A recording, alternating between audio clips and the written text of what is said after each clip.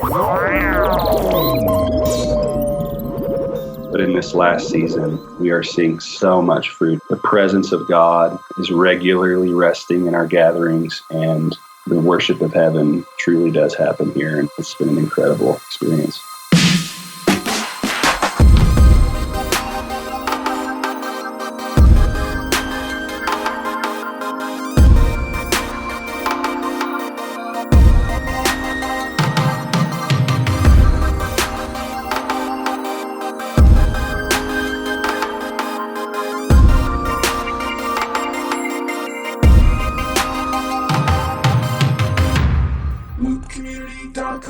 What's up? Welcome to the Loop Community Podcast, where we're passionate about providing you with quality and affordable resources to help your band sound great, but most of all, to help you sound like you and who God made you to be.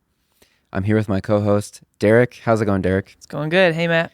Derek, what do you do to rejuvenate yourself?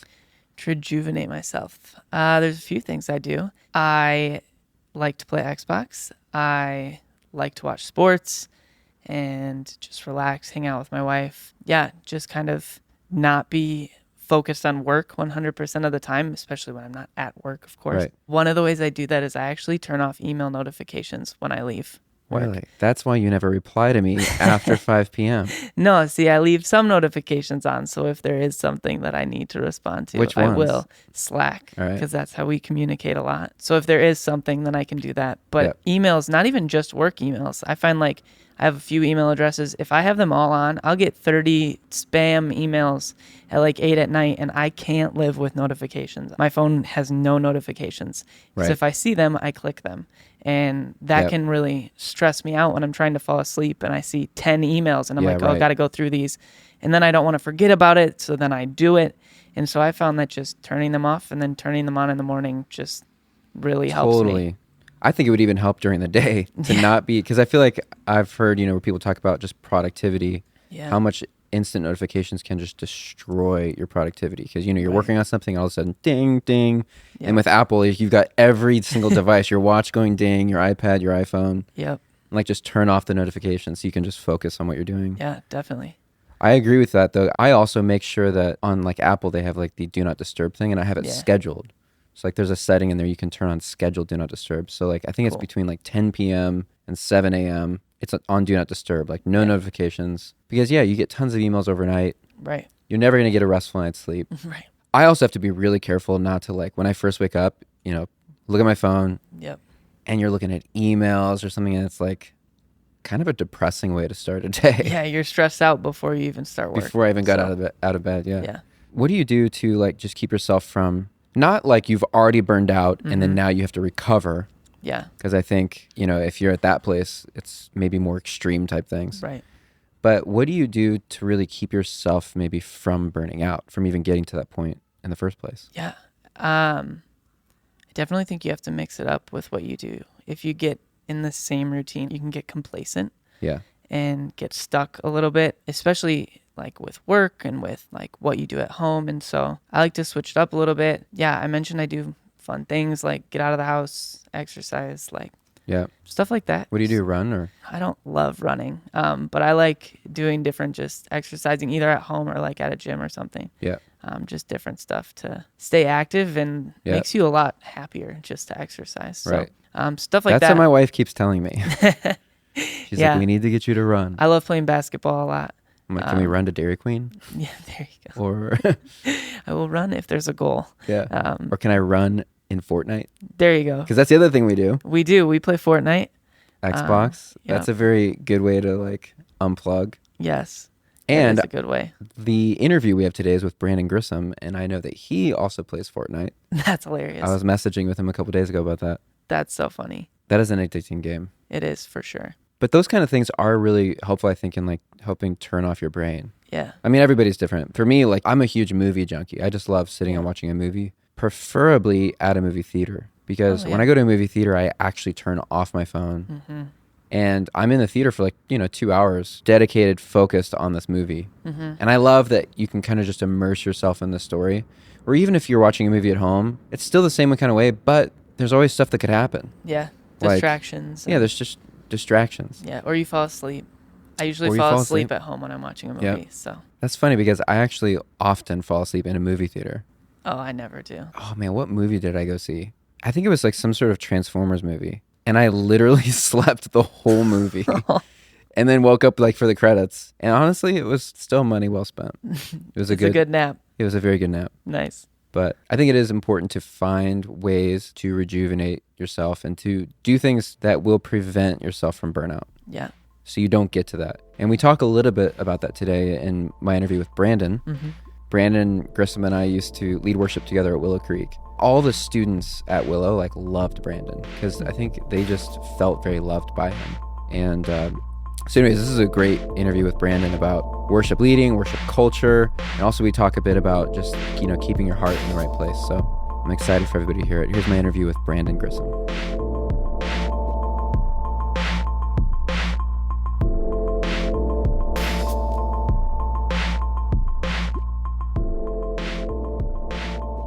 So, all right, man. Brandon, welcome to the Loop Community Podcast. Hey, Matt. Thanks for having me. It's good to have you, man. You and I go back to our Willow Creek days. Many, many years. I think I met you in 2008. I remember sitting with you at Dr. B's over coffee when we first met. And one of my favorite memories is when you and I and some of the other Willow Creek guys went to Germany. Oh, it was so good. And we did Dancing Generation. And I remember when the lights went out during right before the dance part, we all Matt put on this helmet from a Roman Empire. A Trojan War helmet or something. I got a scooter out.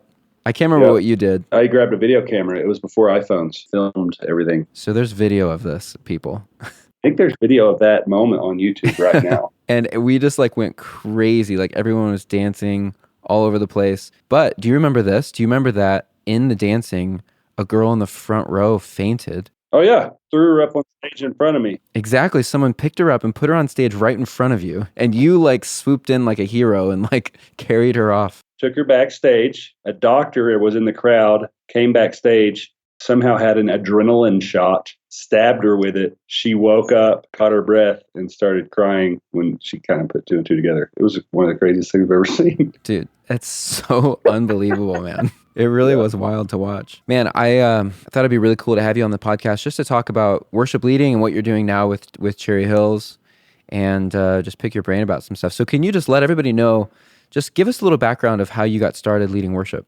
Yeah, my story's a little different than most. So I grew up in a tiny little town in Oklahoma, and my dad owned a country dance hall, right? So he owned the only bar in Lincoln County. It's a dry county, so it was on the county line. And so as a kid from age 13 on, I grew up playing country music in my dad's bar. So they set me behind this plexiglass window, and I was the guy that took money and checked IDs and all that stuff. And then every 45 minutes to an hour, the house band would call me up, and I would hop in with the band and play a few songs, Willie Nelson, Merle Haggard, George Strait, that kind of stuff. Yep, that's awesome. That was how I learned to play and everything. Kind of funny, the transferable principles to doing that and worship leading, because, same chords. Yeah, same chords. We had to, you got to book a band every weekend. Yeah. You got to make sure that you have the right number of familiar tunes in the bag. You don't want to introduce too many new songs at once. You got to keep people on the floor. Oh, interesting. There's a bunch of stuff that you learn as a kid doing stuff like that totally, I would get in trouble if I didn't smile on stage. So now when people see me, they'll come up oh, you just have the joy of the Lord on your face. I'm like, no, my mom used to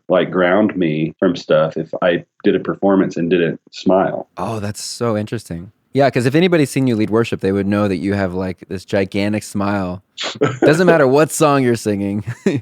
It's contagious, man. Totally. Yeah. It was drilled into me as a kid. I had my mom to thank for that. I got invited to a church down the road by a guy, and he asked me to start playing in his worship team. So I started out playing drums in this worship team. I didn't know a single worship song. I didn't know he was a youth pastor. I didn't know what a youth pastor was. Long story short, it turns out this guy was a part of Charlie Hall's band a little bit later. Charlie Hall has become a mentor of mine over the years.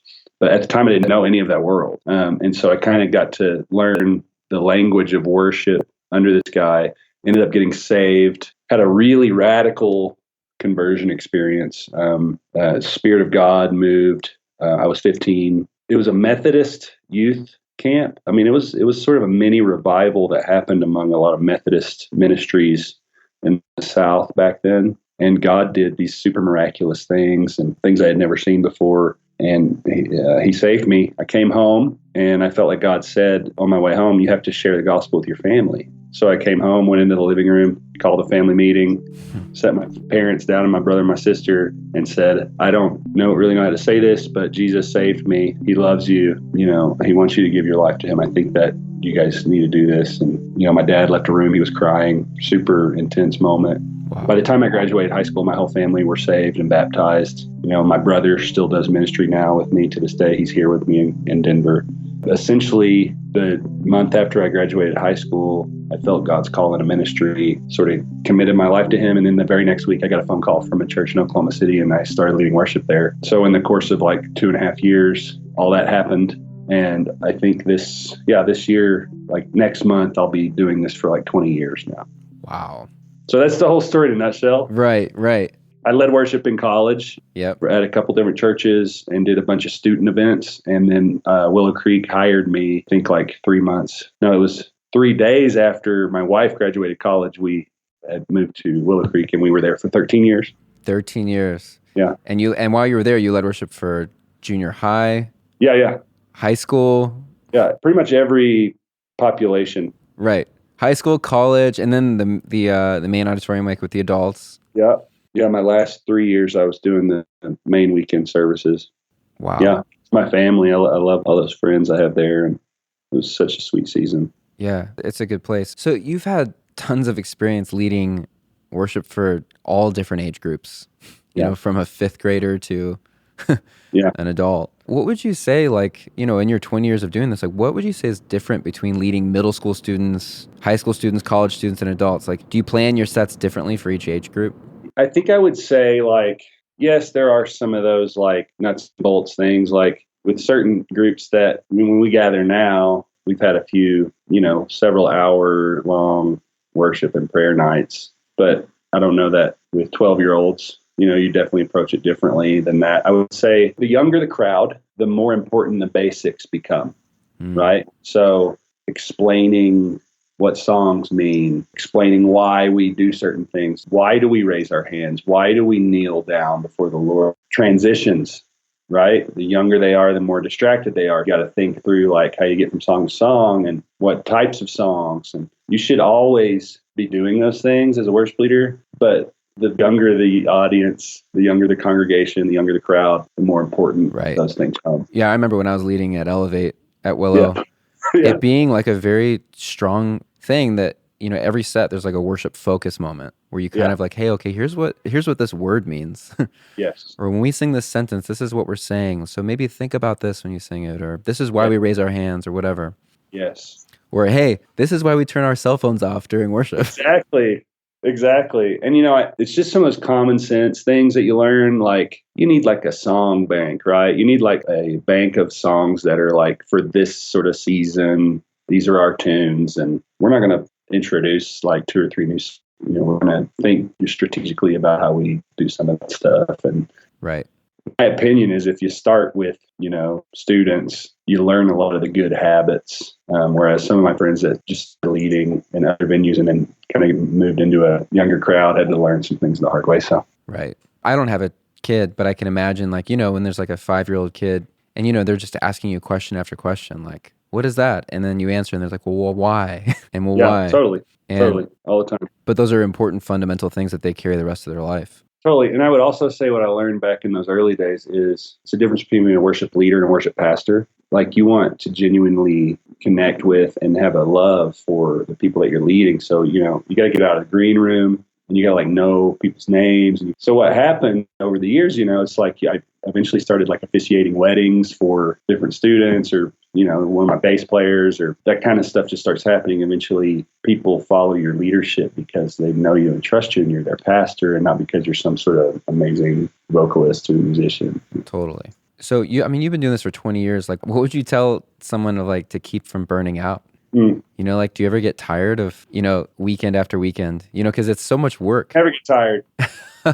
Matt, I'll tell you, this last season, I would say I kind of came to the end of myself. It's a very humbling time for me. But music, it's weird because it's my vocation, but it's also my calling and it's also my hobby. And, I think a lot of worship leaders can relate, like it sort of becomes your identity. And Yep. Yeah, it's really complicated. it is. Yeah, it's hard to, separate all that. I've experienced this new awakening in my life regarding prayer. And there's several of us now that there's at Cherry Hills. I sit on our executive team, and there's 5 of us on the executive team. And every morning we get up and we spend an hour together in prayer every single morning, just us. And I'm probably spending another hour or so in prayer on my own. I've never prayed so much. I never thought I would ever spend 2 to 3 hours a day in prayer. And what's crazy is I want more. It's increasing my hunger for God, for his presence. We're getting together and we're asking for revival in our city. We're asking for God to pour out his presence in new ways. And in fact, last week, we've just called a few late night prayer meetings. Last week, we were here with a couple hundred people in our auditorium praying, and we broke the midnight barrier. We were here praying after midnight, just seeking God. And so I say all this to address the burnout question. There are a lot of ways I try to stay full and try to keep my heart full. And some of those are the things you hear all the time, like solitude and getting time for yourself. Obviously, I love to ski.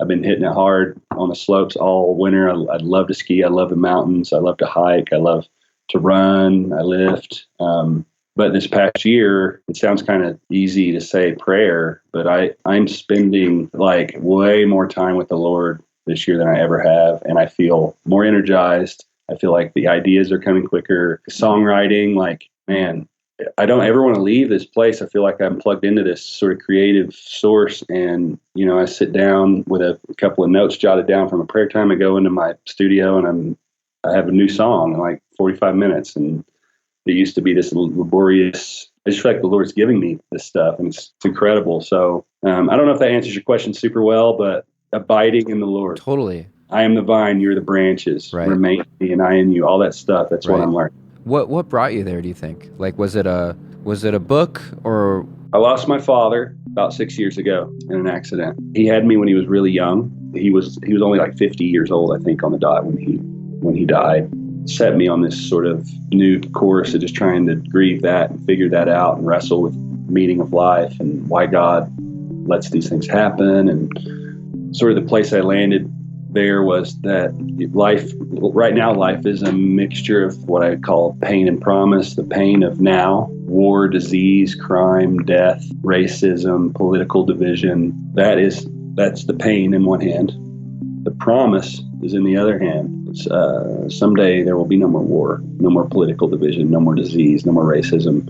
The kingdom of God will come and no one will die. And so we live right now in between. And so that all went down, and then my responsibilities were increasing at Willow. It was more weight than I've had to carry before. Did that for a season. Then I relocated with my family to Cherry Hills. Felt like God was calling us out here. Totally unrelated. We were still loving our ministry at Willow, but God just kept saying to us, it's time to go join this church out there. And now I have what I call a big boy job, right? So I oversee all of the production folks, and I oversee all the film people, and I oversee all the worship leaders. And so I have to think differently. And the first season I was here really stretched my capacity. And that's what drove me to my knees. God, I cannot do this in my own strength. And so it was almost embarrassingly, it was kind of like the last thing I hadn't tried yet. Yeah. Okay, God, take control. It's interesting because it's like almost where God wants us. Totally. In this like desperate spot. Yeah, it's absolutely true. Man, that's encouraging to hear. I think that a lot of worship leaders listening to this could relate to that. Coming out of, Easter and then now planning the next sermon series or whatever. And there's an immense amount of pressure on worship leaders to be everything. And this has just been a right sizing of things for me. This is Jesus. This is Christ's church, not my church. Yeah, keeping first things first. Yeah. So when you first came to Cherry Hills, what would you say was the first thing you focused on to develop the worship culture there? Because you're walking in as a new person in the church. I'm sure there had already been volunteers there for a while. And Totally. So what's awesome is when I got here, sort of on the staff side, it's just some incredibly talented people that I inherited. We have some amazing worship leaders that were already here that had already established a really strong culture. Some musicians that, man, I could just brag on them all day.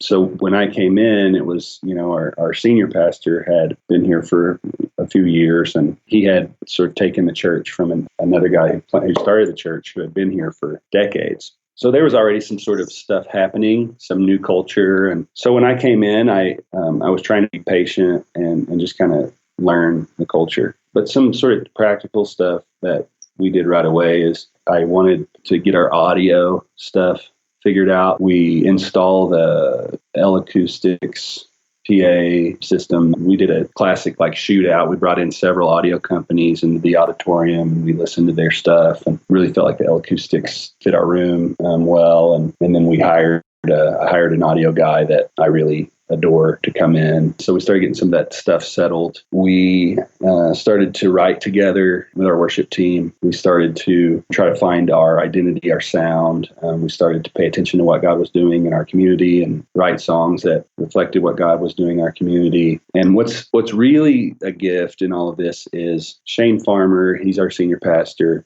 Shane and I have been in ministry together for a long time, over a decade. Shane is a worshiper, and I don't want to dismiss any other senior pastors, but there are senior pastors who, during worship time, they're getting their head in the game around their message, or they're, Yep. Shane is our worship leader. Shane is our primary worship leader. We all follow him. We have a saying, leaders go first. Shane always leads the way when it comes to our worship culture. So every good thing that's happened since I've been here is easily aided because our senior leader bleeds worship. It's our number one value in our church. It's stated that we want to be people who love God, that we express our love towards God up in worship. We want to see heaven's worship happen here, is how we say it. And so we have a church that is all about worship. And we had to say it and preach it and believe it long before it ever started to actually be true of us. But in this last season, we are seeing so much fruit. It is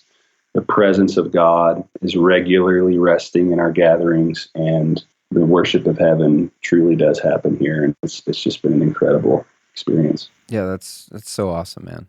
I know you guys have, so Cherry Hills Worship, you guys released an album. Yeah. Which is killer. And these are all original songs, right? That you guys wrote?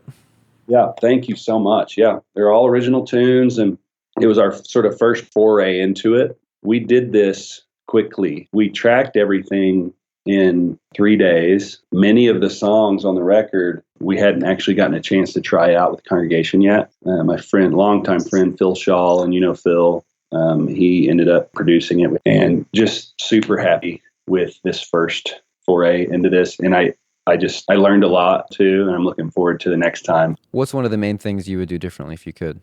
I think the writing process, I would just like to include more writers and spend more time on the bones of the song. There are a few songs I wrote by myself. I'm a big believer in co-writing. I should have had a few other people. Yeah. I'm not going to tell you which songs, but. Well, do you guys have songwriting retreats? The way that it's been looking lately is Jeremy Richardson and his wife Amy. They're two of our key worship leaders. And Jeremy and I, it's sort of like honestly, there's an app called Music Memos. Oh, Music Memos. And it's got a decent mic in it, or I don't know, it's like a preamp almost kind of simulator built into the thing. So you can just play your guitar in your phone and sing. It sounds decent. We send, text and email snippets of songs a lot. I make Monday my creative day. So that's when I do a lot of my writing. So between Jeremy and a few other people that have just emerged as sort of songwriter, prayer warrior, worship leader, intercessor type people, there's a couple of people just in our congregation that aren't even really on the team officially. I've written some songs with, which has been kind of fun to just write songs with people in the community that you didn't even know were into that. So it's essentially, in my Evernote, I have just a stack of, hundreds little snippets of song ideas. And then on Monday I go in and I just start trying to assemble. Right. Are you still doing Brandon Grissom music? I am. Probably because of my big boy job, I have had to lower the number of dates that I'll do in a given year. So I'll do a handful of things that make sense. I'm still doing some of I did like the Youth Specialties Conference this past year and love those people. And so it's definitely not the priority right now. My priority now is praying for revival in our church and our city. Yep. And building our Cherry Hills worship team. I would imagine in 2 or 3 years, I'll probably do another solo record, but I got a lot of stuff going on right now. Yeah. It's been a transition. There was a dying to self in all of this. Like, I think at my very best in my sort of solo career, I had like a number 2 record on iTunes. It was like amazing. And then Caleb maybe played my song a handful of times. And then everyone was like, this is going to happen. And then it just kind of didn't happen. And so I've definitely had to move on from the idea of having that sort of big fat solo career because God had something better in store for what he wanted to do with me. That's right. I know that feeling, and I think there's probably other guys that are listening to this that probably have had that same feeling. Yeah. And man, I've just always appreciated your example of leadership. I feel like you've always been a very good example of loving people well. From the first time I met you, I could tell very quickly that you were very well loved by all the people that were in the bands, just of how they're talking about, Brandon this, Brandon that. And like, they all felt very loved by you. And it was just clear that you were leading them really well and letting them flourish. And so I've always had a lot of respect for you. And I think what you said here is a really good reminder for worship pastors to just keep first things first, to be on our knees, that we can try to do it without God, but it's not going to go very well. Yeah, it's easy to lose your first love. When you get put up on stage every weekend, all of a sudden you have all these other competing things. You want to sound good, look good, play well, impress. Right. And if you lose your first love, man, it means nothing if anointing isn't there. Right. That's so good. I love asking this question of other worship guys like you. This will be our last question, but is there a song or an album right now that when you listen to it, it just personally like moves you deeply, like into the presence of God? And maybe it's not one that you would be leading in worship. It could be even just something that just personally really touches you. Have you heard Chris McClarney's Hallelujah? Hallelujah. Yeah, that's incredible, man. I'm going to give you a few. Defender by Rita Springer. Have you heard that song? Yes, that's a good one too. I love that tune. Everyone's doing So Will I now. Yeah. We were singing that this past weekend, and man, the presence of God came so strong. And that song is poetry. What I like about that song is it's one of those songs where when it sort of came on the scene, because the timing was right, it was one of those songs that maybe a year ago, it would have been too niche to work. God spoke these words. They wrote it down, they recorded it, they did it, and it was the timing, and it was God's presence, and it was all these things sort of happen at one time. And you can tell it's sort of like we take a little new ground when a song like that comes out. That song, Oceans, right? It just is played so much now. Yeah, right. You forget how significant that song was when it came out. And that was a similar thing, like nothing like this was out there. Yep. Felt a little bit niche, but all of a sudden it's like the best-selling, most impactful worship song in the church. And I love that, Yeah. As a songwriter, those are special. Yeah, poetry. It's poetic. It forces you to really like think creatively. I'll never forget the first time I heard it. I was sitting at our dining room table across from my wife, and I just had headphones in, and I was just listening to the new album, trying to figure out what songs are on there. And my eyes just watered up, and my wife looked at me and she's like, "What's wrong?" And I'm just like, I can't believe what I just heard. It's incredible. And I just listened to it like a million times. A billion times. Yeah, totally. It's amazing. That's awesome. So I know that we have Cherry Hills Worship. We have all of your guys' original multi-tracks on Loop Community. Yeah. So that's cool. Make sure you guys check out Cherry Hills Worship on Spotify, iTunes. It's an awesome album. Brandon, if people wanted to find you, where could they find you? Yeah, so personal website, brandongrissom.net, Twitter, Brandon Grissom, Instagram, Brandon Grissom, Facebook, Brandon Grissom Music. Would love if people have questions or want to reach out after this. Totally available. Cool. Thanks for joining us, man. It's good to see you. So good to catch up with you. Honor to be on your show.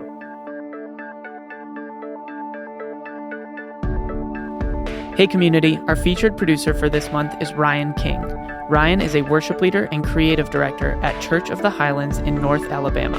Ryan is also a sound designer and producer and creates awesome tracks that you can check out on loopcommunity.com, including his new patch bundles for Omnisphere, Pads Volume 1 and 2.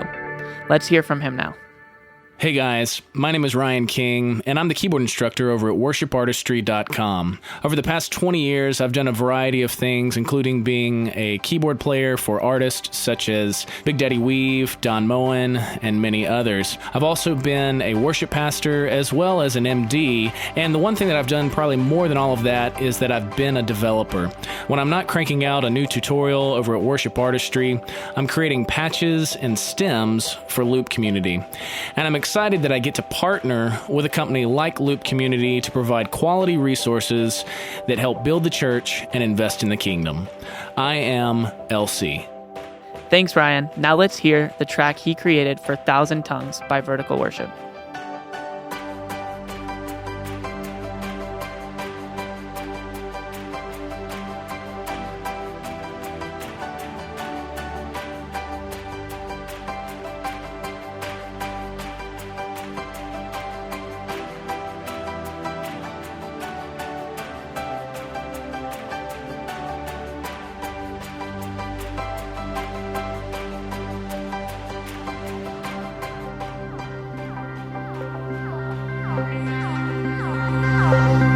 This is Community Talk. All right, Derek, what'd you think of that interview with Brandon? Oh, it was good.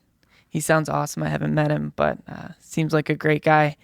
And going with what we talked about earlier about burning out and avoiding that, he talks about how big prayer has been for him in that, which is awesome. Which sounds like such a basic thing. Right. And he said that he's like, I'm not just trying to take like a very Christian answer. He's like, it's so important when you can just pray with your peers and your team and your family. Yeah. You're going to be a lot more rejuvenated. And when you do things with God that you love to do, right, you're not going to burn out as fast. It's going to be a lot more enjoyable. Right. You're going to find God in what you do. Yep. And that's awesome. That's what we all have to do. Yeah. And like positioning yourself in a place of desperation. Like, yes. I mean, I think it's interesting too, like when I've maybe even led worship at churches where we spend, a couple of hours practicing the songs, putting the sets together for sure, practicing the songs, doing a sound check, doing a run through, running all the videos, running all the slides. And then after 3 hours of run through and service starts in like 10 minutes and everybody's like, all right, guys, let's pray real quick. And we give like maybe 1 minute to actually praying for the service. Yeah. Where it's like we put 3 hours into like preparing the stuff, but we spent 1 minute just praying. Right. And I think, not that we need to be praying for 3 hours, but I do think that there needs to be an importance of like, all of this is like totally empty. Yeah. Unless God does what only he can do. You know? For sure. That the Holy Spirit would show up and really change people's hearts. And we need to be like, as leaders, we need to be in a place of like desperation for that. Like, God, please, like, come and do what only you can do, because all of our plans for the set and our plans for, these rehearsals and all this stuff, like none of that's actually going to do actually be able to change hearts. Yeah. It's used by God to do that, but it's not the main thing. Yeah. And I think sometimes we get that backwards and flipped around. And it sounds like that's what Brandon's talking about, of like, we got to get back to basics, get on our knees and like pray and believe that prayer is actually going to change things, that things could change at your church, in your church culture, whatever, mountains your worship ministry is facing, that prayer actually can change that. Yeah. And you said culture and changing that. He talks about how he started to change the culture or not change the culture when he got to a new church, and how he was patient in that. And I found that really interesting, because so often it's easy to go into a new role and just be like, here's what I want to do. Here's what we're going to do. Like, throw it all at people, and people can be resistant to change. And so he said at the beginning he was patient. Yep. And he waited and kind of saw how things were run before, as the worship pastor, he changed everything around or added some things. Yeah, totally. So that was really cool. Because it can be so easy to like come in as a new guy, be like, all right, we're going to do things exactly as I've been doing them my whole life. The way that I like organizing things, or the way that I, plan sets or organize bands or do sound. And instead of coming in as like a dictator, I think Donald Miller or someone was talking about the term like benevolent dictatorship. Oh, Bob Goff was saying that in a podcast recently, of like, someone does need to be in charge. Yeah. But benevolence out of like letting other people win, letting other people succeed, letting other people's ideas come to the table. But in the end, someone has to actually make decisions. Right. And I think, Brandon coming in, when you're going on staff at a new church, you kind of want to be a student of that ministry and of that church. Figuring out like, how have they done things? Why are they doing the things they do? Right. You know, what's the church culture there already? Like, because you don't want to take someone from like gear 1 to gear 5 abruptly, because then you break the car that way. Yeah. If you go from gear 1 to gear 5. Right. Maybe what they're doing, maybe you'll learn from them. Maybe something they're doing is better than the way you did it. Right. And if you just change everything right away, you'll never have learned that. Yeah, So. totally. And then he talks about how he like slowly did it. He started with, well, I want to sound better and sound a certain way. So he started with their audio, which isn't like a huge culture thing. But for the people who ran sound, maybe that was hard for them, or maybe they would have been a little bit resistant. But he's like, this is where we're starting. We're starting with changing the audio. Yeah. And then he worked his way all the way up to songwriting. Yeah, right. With his team, which was awesome. Yeah, and probably steps in between there were like structuring teams. Yeah. How we actually schedule out teams. Right. How we build a service flow. Yeah. How we, like all these building blocks that then what eventually. We're playing, what instruments are on stage. Yeah. Like everything. So. That eventually got them to songwriting. Yeah. And I think that is really important because, like, if you just came in and like, all right, we're focusing on songwriting, but there's actually no other culture there, or even the sound is bad, then it's like, all right, well, the songs you're writing are going to sound really bad because you kind of jumped the gun there. You like, skipped the steps. Yeah, work on the sound first. So I do think that that's a good reminder of, taking things like in order. Yeah. Being strategic, like having a plan. Yeah, definitely. Not just coming in and changing everything and then prayer. One other thing I was actually thinking about prayer was that, like, I was just even thinking of an example of, we just had some issues with the website. And I remember for like a week, we were spending so much time trying to fix the issue. And we tried everything. It was actually exhausting. Like, we tried every possible scenario and it did not look like it was getting fixed. And then one day I remember coming in and being like, you know what, we need to just pray that this would get resolved. Yeah. And we did. We like circled up in the office and we prayed for it. And literally, like, within like a couple hours, Wow. it was resolved. Wow. The issue was resolved. We can spend like hours working on something, but unless like the Lord, like, there's something that only he can do in that. For sure. Sometimes. And so I really enjoyed my interview with Brandon. Yeah, me too. I thought he has a lot of great things to say, great reminders for worship leaders and just leadership in general. And Derek, it's been good talking with you. It has. See you guys next time. Thanks for listening to the Loop Community Podcast. Later, Loopers.